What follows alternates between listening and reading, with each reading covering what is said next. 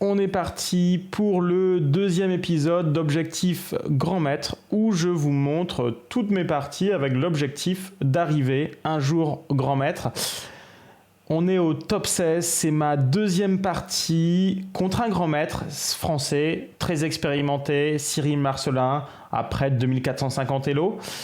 Et cette partie va rentrer dans les parties les plus incroyables que j'ai pu faire aux échecs, non pas nécessairement pour la partie en elle-même, mais pour l'analyse, puisque avec Cyril Marcelin, on a eu l'honneur, quand on était en train d'analyser, dès les premiers coups, de voir Vassili Ivanchuk, la légende, le grand champion des années 90 qui reste encore entre 2650 et 2700. C'était un des adversaires au tournoi des candidats de Magnus Carlsen, un des adversaires du légendaire Garry Kasparov. Et quand ce genre de joueur vient à l'analyse, sachez qu'on n'emmène pas nécessairement large, on est un petit peu crispé quand on propose des variantes, parce que le joueur va tellement vite que vous avez beau avoir joué la partie, vous êtes un peu comme un enfant face à son professeur. Il y a un écart de niveau très très significatif et c'était une analyse très enrichissante pour mon adversaire, le grand maître Cyril Marcelin, et moi-même en tant que maître. Même si Ivanchuk n'est que grand maître, il n'y a pas de meilleur titre aux échecs. Il y avait un écart là actuellement de 200 points Elo avec mon adversaire, tout comme moi. Mais je peux vous dire qu'en compréhension de jeu, il y a encore plus. Et je n'avais pas vécu de grosses analyses comme ça depuis une dizaine d'années où j'avais eu la chance d'analyser avec Nepomniachtchi, Vitugov et Potkin, les trois très très forts joueurs russes, puisque j'avais eu la chance au championnat d'Europe de jouer contre Vitugov. Bref, maintenant que la situation initiale d'analyse est placée, on va pouvoir se recentrer sur la partie. Allez, on y va.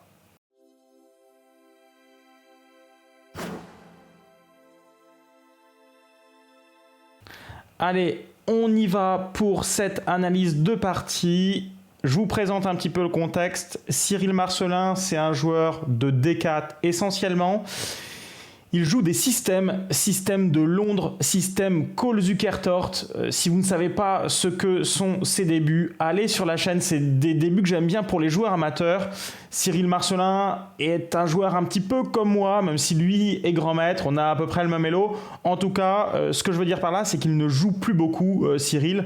Donc, très bon joueur évidemment, mais il ne va pas se casser la tête avec la théorie. C'est pour ça qu'il fait confiance à des systèmes comme les joueurs amateurs pour réduire le champ théorique et après aller dans la bagarre du milieu de jeu. Alors le matin, je savais qu'il allait sans doute me jouer un début de Londres, donc c'est ce que j'avais préféré préparer essentiellement, et j'avais checké un petit peu la Cole-Zukertort. Ce sont des débuts que je connais bien. Alors j'ai papillonné parce qu'il était capable de jouer plusieurs schémas. Je jouais des 5, ok, cavalier F3, cavalier F6, du grand classique, et il m'a joué C3. C3, c'est assez surprenant, c'est pas l'ordre de coup standard qui est plutôt fou F4 d'abord, soit au deuxième coup, soit au troisième coup à la place de C3. C'est-à-dire soit on sort le fou d'abord, soit on sort le cavalier puis le fou, mais très rarement le pion en C3. C'est vrai que là, les blancs montrent clairement quelles sont leurs intentions, et en plus de cela, on préfère respecter les principes de développement. Donc tout est logique par rapport à ça, et du coup C3 l'est un petit peu moins peut-être. Le matin, quand même, j'avais regardé ce petit coup C3 parce qu'il est moins familier, mais par curiosité, je voulais un petit peu regarder ce que ça donnait si on jouait C5. Je vais vous dire après ce que j'ai joué, mais je m'étais dit, tiens, juste pour savoir s'il me prend, maintenant que le coup C3 est joué, comme dans les semi-slaves avec les noirs, où on joue C6, on peut plus facilement, dans les semi-slaves, jouer B5, et donc là, B4. J'essaie de raisonner, si vous voulez, à l'envers, dans la structure que je connais, mais couleur inversée, elle existe dans les variantes de semi-slaves. Si vous ne savez pas ce que c'est, je ne vais pas pouvoir tout montrer. Il ne faut pas hésiter à checker sur Internet. La semi-slave, c'est une bonne ouverture sur D4 avec les noirs. Donc, je me dis, il y a quand même ça. Alors c'est le matin, bon, je regarde un petit peu. Qu'est-ce que c'est déjà? J'ai déjà regardé cette position. Bon, CE6, j'étais avec la base en ligne le matin, donc qui montre les parties de référence.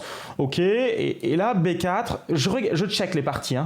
A5, alors c'est thématique, il garde son pion, et moi, il faut que je récupère mon dû. E3, c'est le coup le plus joué dans cette position. A prend B4, pion prend B4, c'est du grand classique, ça ouvre ma tour. Et surtout, quand votre adversaire vous a piqué un pion, il y a une rupture classique si vous voulez. On fait A5, on dégomme le pion B, et ensuite on fait B6 derrière. J'ai révisé ça le matin. Fou B5 échec, fou D7. Fou prend, cavalier prend. Et maintenant, le pion C5 est perdu parce qu'on a 3 attaques sur celui-ci, donc on va le gagner, il n'a qu'un défenseur. Si l'adversaire rajoute un défenseur, on peut le croquer. Et si ce pion avance ou croque, on peut prendre ce pion-là sur échec. Donc je regagne mon pion par cette méthode-là. J'avais quand même vu ici qu'il y avait des parties de référence. Petit roc, B prend C et B5. Donc c'est une ouverture un petit peu bizarre où les blancs vous donnent tout le centre, mais ils jugent qu'ils ont une pointe de pion là, un pion passé très fort qui peut être accompagné par un collègue et les deux pions pourraient se mettre en marche. Voilà la promesse de ce choix d'ouverture qui est quand même dans la théorie moderne pas conseillé. Et j'avais vu une partie de Grichuk, Sacha Grichuk, connu, donc Alexander Grichuk, un des meilleurs joueurs au monde. Et dans cette position-là, je ne sais plus à quelle occasion, il avait joué G5. Et le matin, j'avais juste vite fait checker un petit peu ce qui se passait autour de G5. G5, c'est un coup de folie. L'idée, c'est de gêner le cavalier déjà. Et si le cavalier me prend, j'enchaîne directement avec une attaque. Je peux jouer des dames B8, fou D6. Je peux mettre une énorme pression. Et surtout, c'est le bordel pour mon adversaire qui ne peut pas tout gérer. Attention à cette diagonale ouverte, la pièce en l'air, le pion en l'air. Bref, c'est ce que j'avais préparé le matin un peu avec l'ordinateur. Ça ne s'est pas produit. Ça ne s'est pas produit. Alors, je ne vous ai pas fait perdre du temps parce que pour ceux que ça intéresse, la ligne que je monte, elle est vraiment très intéressante. Et j'avais prévu sur un des choix potentiels de mon adversaire, le grand maître Cyril Marcelin, une ligne quand même assez trash pour essayer de lui mettre la pression d'entrée. Voilà. Bon, je vous livre, peut-être que je pense que je ne rejouerai pas Cyril avant un moment, même si on s'était joué au top 16 2019, voilà, sur un début de Londres, et j'avais les blancs, c'était encore différent. Donc du coup, dans cette position, j'avais checké, donc je me dis, bon, c'est pas si grave pour l'instant, je joue C5. D prend C, je joue assez rapidement E6, et là, ce qui était assez marrant le matin aussi, je ne vous l'ai pas dit, c'est que, bien sûr, B4, c'est le gros coup principal. Dans la base en ligne, j'avais aussi vu qu'il y avait fou E3. Et je me rappelais du pourcentage, c'était le meilleur pourcentage pour les blancs de cette position, à peu près 54%. Voilà ce dont je me rappelais. Mais je ne l'avais pas checké et je me rappelle ce que je m'étais dit. Je m'étais dit, de toute façon, il peut me tout jouer, je n'ai pas tout regardé. Voilà. Il m'a joué fou E3. Alors là, c'est toujours pareil. Quand on se prépare le matin, des fois on regarde le gros choix de l'adversaire. Des fois, on regarde majoritairement tous les petits choix de l'adversaire qu'il peut faire, et moins le choix standard, parce qu'on se dit qu'il va changer. Et en fait, la bonne méthode, finalement, c'est de ne pas faire d'impasse, comme les étudiants qui ont tout bachoté. Ils sont plus tranquilles que les étudiants qui ont fait des impasses. Là, c'est un peu pareil en théorie d'ouverture, sauf que on se prépare 2h30, 3h le matin, surtout moi qui suis un peu rouillé en matière de théorie. Donc, il y a une petite appréhension, donc il faut bosser. Parce que je ne le fais pas le reste de l'année, parce que comme je le disais, je jouais 10 parties l'année. Si je vous jouais 10 parties l'année, vous n'avez pas bossé, vous n'avez pas travaillé les échecs. Si je joue très régulièrement, et c'est mon souhait par rapport à cet objectif grand maître que je mets en place, là je vais bosser comme un dingue la théorie tout au long de l'année, et du coup j'aurai moins besoin de travailler le matin. Je peux vous dire que les quantités de théorie à ingurgiter sont énormes, incroyables.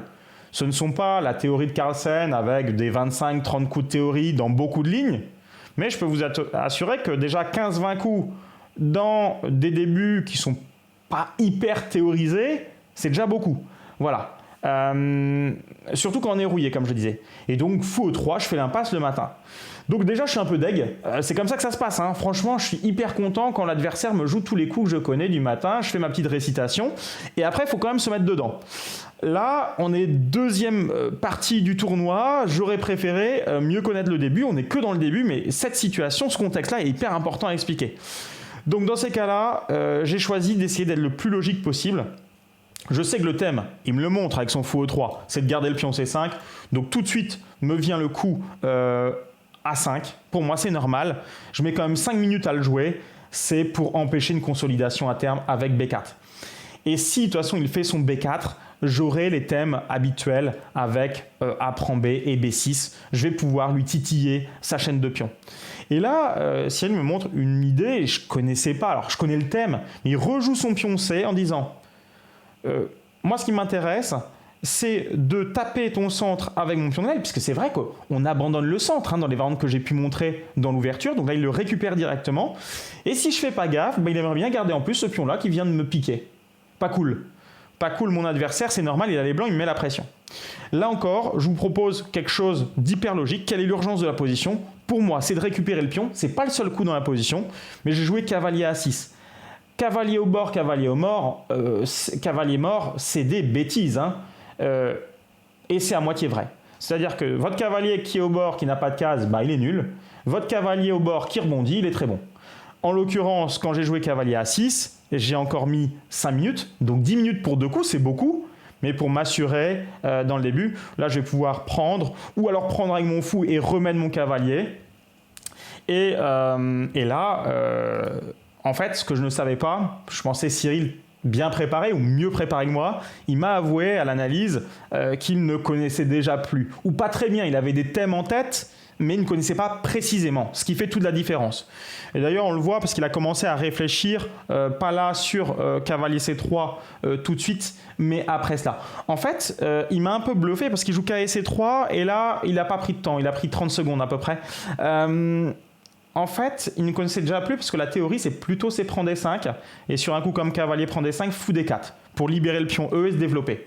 Finalement, la promesse de cette ouverture assez modeste avec les blancs, c'est juste d'avoir une toute petite avance de développement. Ils savent, les blancs, qu'ils vont rendre le pion.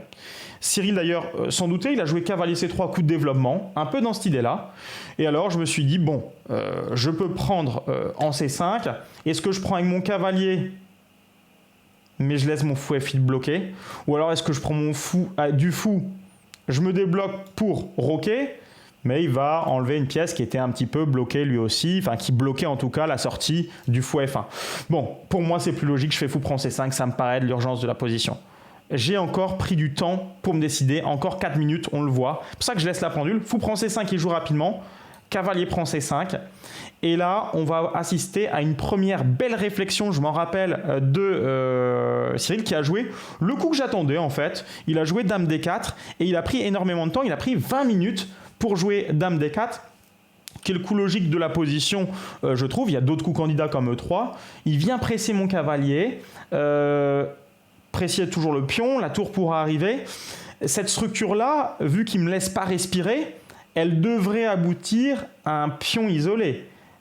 Quand il fera ses prends, je vais être obligé à un moment de reprendre du pion. Parce que même si je reprends du cavalier, vous le voyez, le cavalier va me prendre et il y aura pion prend. J'aurai un pion isolé. Ou alors je prends de la dame, il échange les dames et encore un pion isolé. Donc là, je ne me suis pas méfié. En fait, dans cette position, là, Vassili Ivanchuk était là à l'analyse. On a regardé C prend D5 et dame D4. Ce qui est assez rigolo, c'est que Cyril a eu le nez fin ici, il a réfléchi pas mal de temps parce qu'il était gêné par une suite.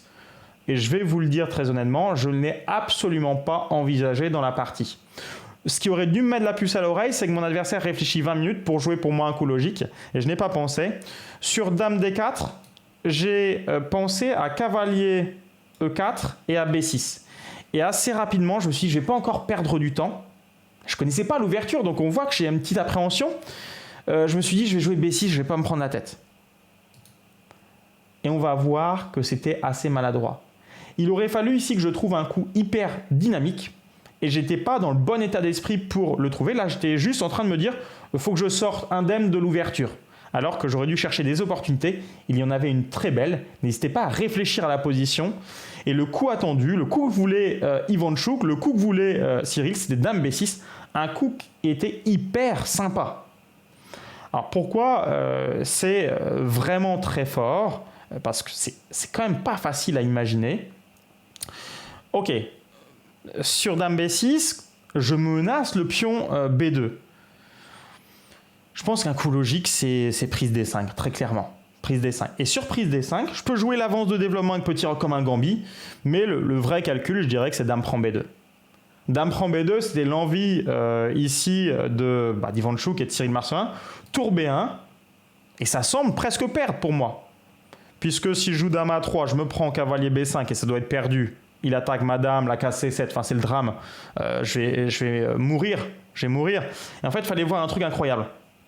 Il fallait voir dame C2. Et en fait, le cavalier C5 reste en l'air. Dame prend C5.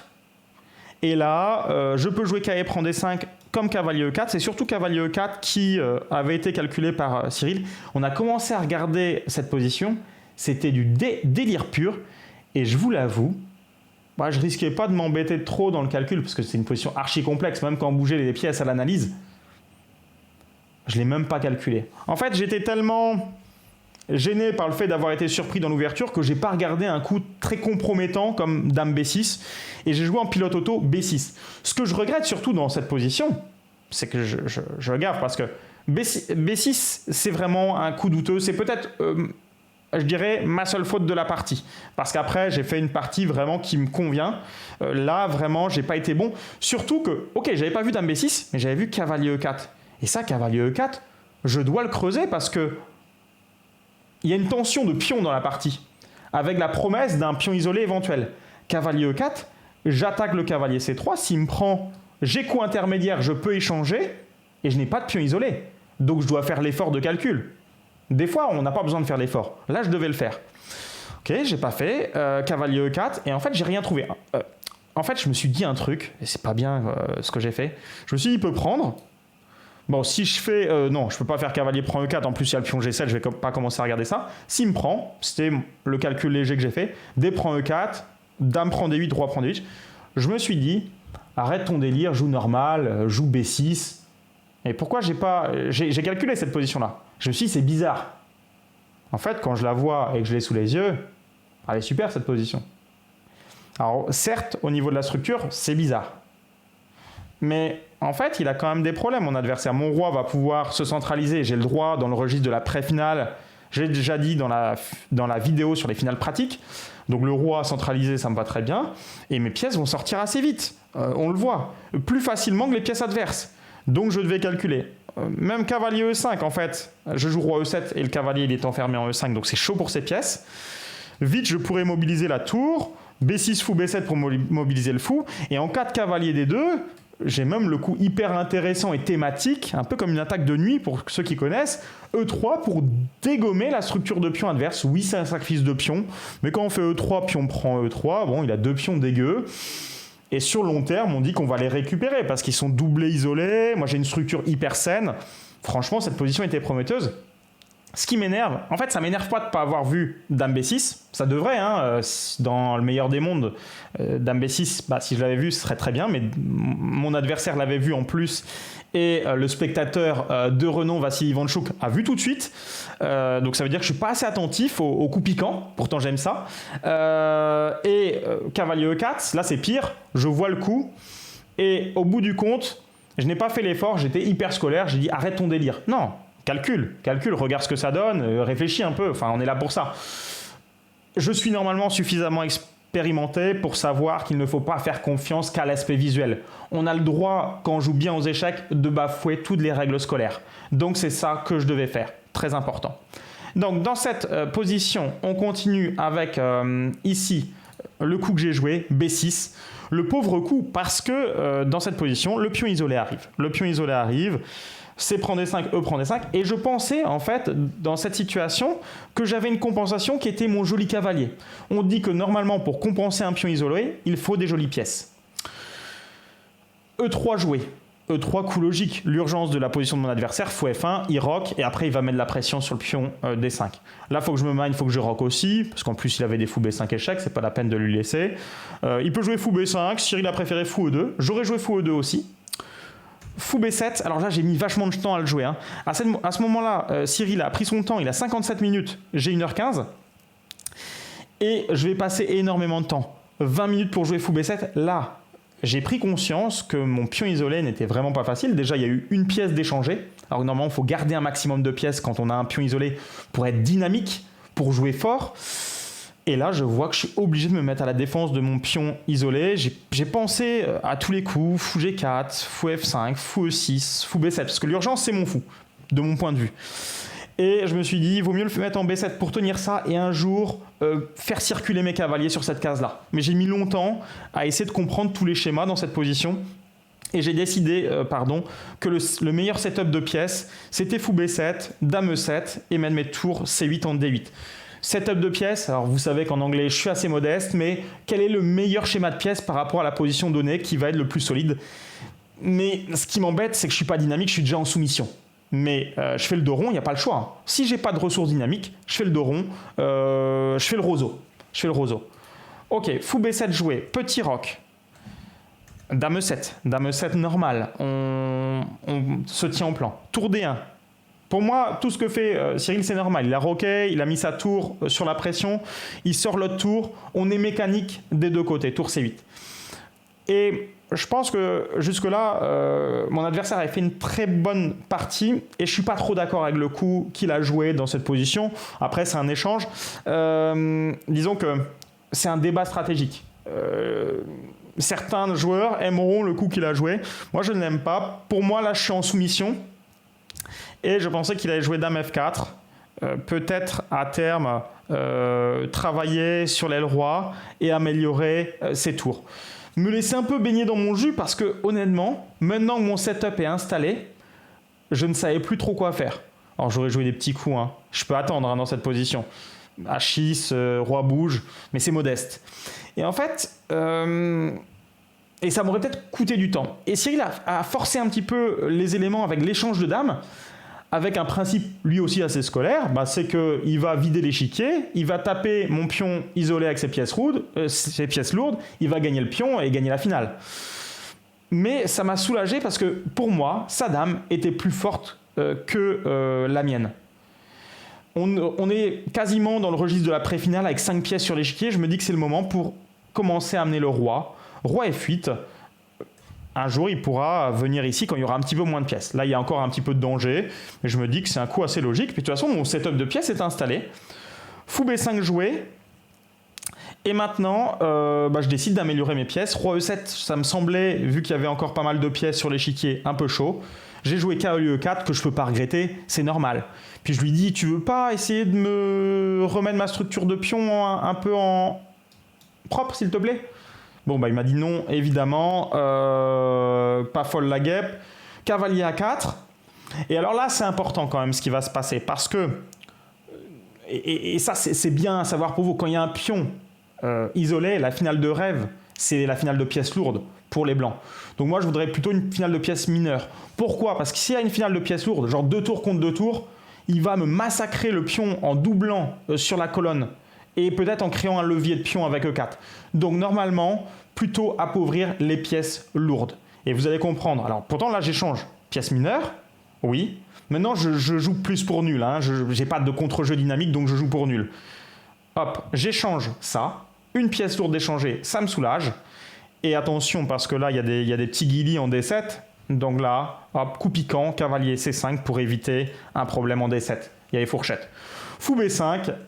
Roi E7, et là je suis tranquille. Roi E7, oui, parce que une des autres méthodes quand vous avez un pion isolé, c'est de s'en séparer. Malheureusement, si je joue D4, tour D1 clouage, et là je vais le paumer mon pion. Donc c'est un faux ami ici, par contre l'idée est bonne. Donc j'ai joué Roi E7, et mon idée, évidemment, c'est un peu grossier, c'est de jouer D4 pour me séparer du pion isolé. Cavalier F3 joué, et là j'ai proposé nul à Cyril parce que déjà je peux pas gagner, mais lui non plus. Cavalier E6, j'ai proposé nul. En plus on a 20 minutes chacun au temps, c'est le bon moment pour pas faire un truc un peu crade. Mais mon prochain coup c'était tour C8. Soit il me donne la colonne, soit il échange la dernière pièce lourde. Et objectivement, il est impossible de peser maintenant sur le pion isolé. Je vais mettre mon roi en D6 à terme, faire une construction où je serai vraiment peinard. Là, c'est quasiment aucune chance de gain sur un jeu normal des deux joueurs. Donc la nulle est assez normale.